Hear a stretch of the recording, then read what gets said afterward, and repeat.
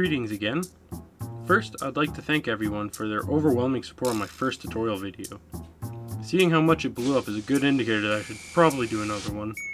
I wasn't sure what I should have done for my next tutorial, so I asked my followers on Instagram. A great sum of people asked how I should draw scary eyes. So here is my guide on how I draw scarier eyes. Quick warning, in this video I talk about some graphic topics and show some graphic imagery, so be advised. Let's say you are drawing a spooky, scary looking fella. Although, when you get to the eyes, you don't know what you should do, and you're having a bit of trouble. Here are some things that I would do that may help. If you've seen how I draw my eyes before, you know that there's a very specific way that I like to draw them. I like to start by taking perfectly normal eyes and cranking the pupil size to the very max, so that the tiny bit of white is still visible. This is the basic framework for what I like to do. There's plenty of things that you can do with this. You can leave the pupil matte in color, which creates a feeling of emptiness and void in the eyes. The lack of a reflection removes the feeling of life in the face, giving the expression a more inanimate look.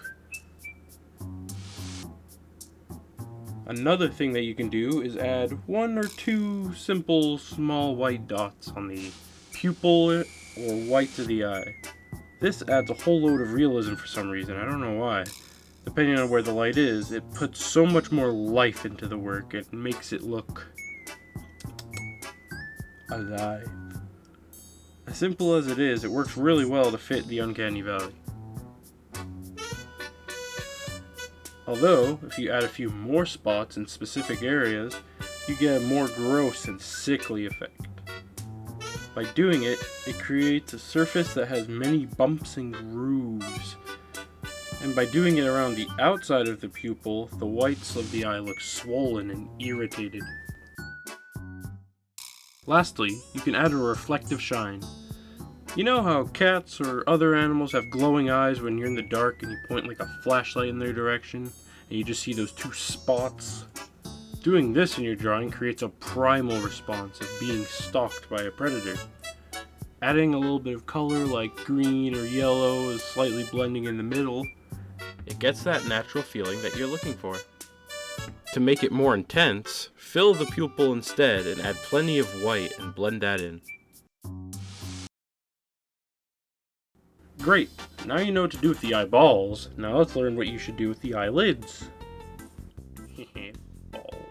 For the basic eyes, I try to make the eyelids a little bit more open than usual, and try to make the top of the eyelid hide a little farther back, allowing the eyeball's top to peek out just a little bit more than the bottom, adding this intense feeling and look in the eyes. You can adjust it accordingly to fit your designs.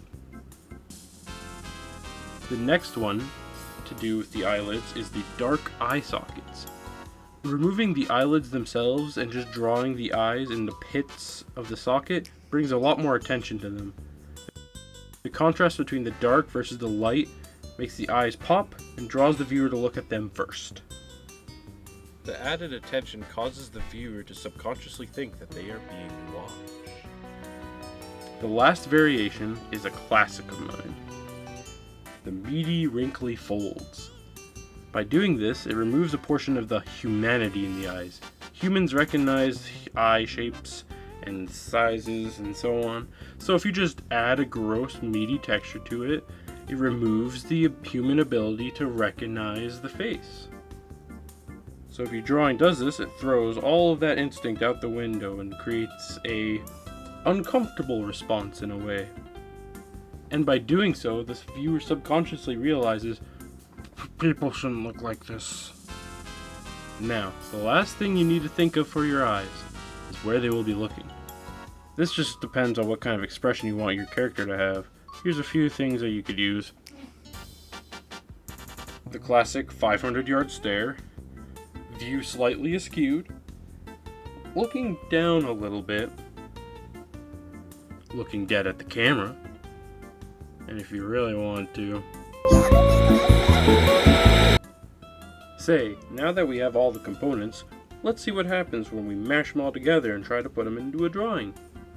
So, I created a chart here to see what kind of things we get when I roll these die. Whichever number the die rolls, I will pick.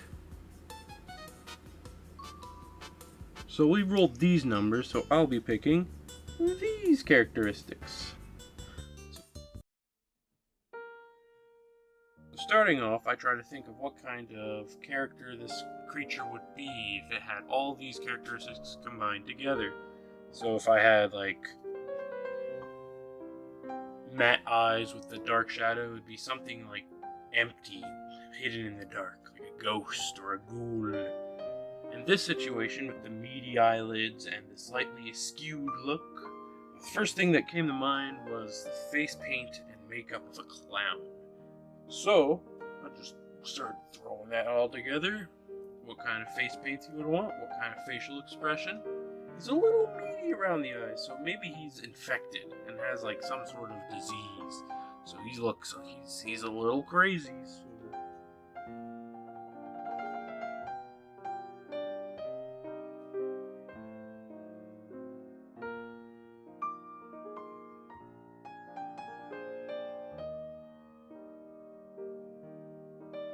Also, we're going to put him in a darker room. We're going to have a flashlight pointed at him, I think. We'll add a little bit more of a three-dimensional look to the entire piece.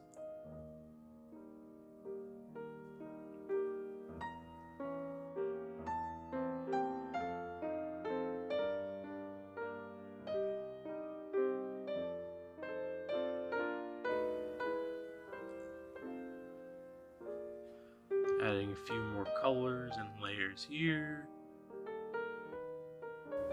And there we go. Here's our finished piece with all these components. Look how beautiful he looks. Such a stunning young man. Anyways, that was my guide on how you can draw creepier eyes for your drawings. I would have posted this video during October since it was spooky time, but I was working on my other project, which you should totally go and check out. You can see the final product of my drawings on my Instagram, which is in the link below. And speaking of eyes, check out these funny shirts on my item store. These, plus more artworks that you've probably seen here today, are on my Redbubble, available in the links below. Go check it out. Anyways, I'm Darian Quilloy. Thank you for watching. Please leave a like and subscribe, and farewell.